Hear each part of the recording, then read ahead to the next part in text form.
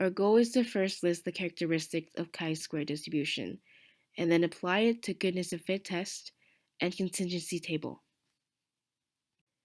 Chi-square distribution is non-parametric. With different degrees of freedom, there's a different curve, as we can see with the two curves on the right. Degree of freedom is n-1, where n is the number of variables and not observation. Curve is positively skewed, and it is a non-negative test statistic. Chi-square can be used for goodness of fit test, which is used to determine whether the data fit a particular distribution. There is no assumption about the shape of the distribution. Test statistic is as calculated the sum of square differences between the observed and expected value divided by the expected value. The hypothesis test is the same as t-test or z-test. There are still 5 steps. Set up the hypothesis, select level of significance, select the test statistic, which is chi-square, and then calculate the critical value and test statistic. Last, formulate decision rule and make a decision. Let's go through an example. Assume a restaurant open 5 days a week and then it is expected a certain percentage of customer each day. The observed data is provided.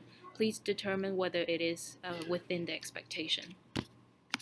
We set up the hypothesis test like so and go through all the steps. The critical value is 11.07. We calculate the total number of customers from observed data, which is 200. We then establish the expected value for each day of the week by multiplying 200 by the percentage of the number of customers expected each day.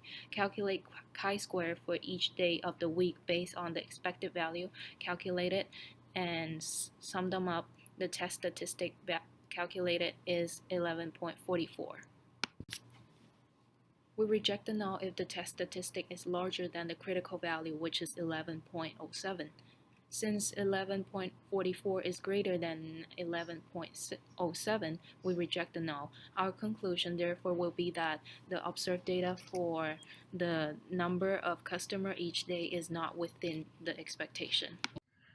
Second application of the chi-square application is the use of contingency table. It is used to test whether two factors are independent of one another. Test statistic is the same as goodness of fit test.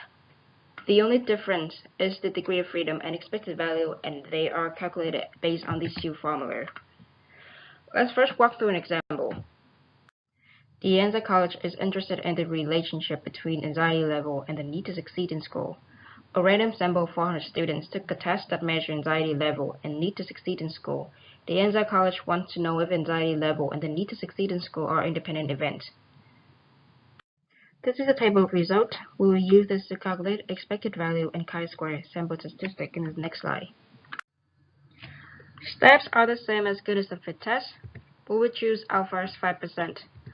There are 4 columns and 3 rows. So therefore, the degree of freedom is 8, and the critical value is 15.507. If the test statistic is larger than the critical value, we will reject the null. We will now calculate the expected values for each column, starting from the first one, high anxiety. For each column, we'll calculate expected values for all rows. For example, 22.0875 is the result of multiplying row total of high need, 155 for the column total of high anxiety, 57, and divided by the total survey of 400. Note that the totals for observed and expected column must be the same.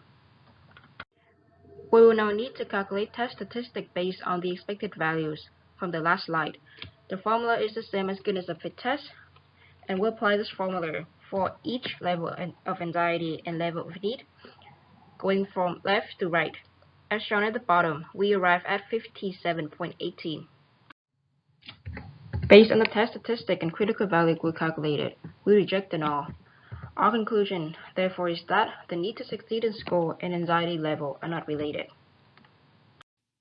To recap, we have gone through the basics of chi-square distribution and learned how to apply it to do the goodness of fit test and contingency table.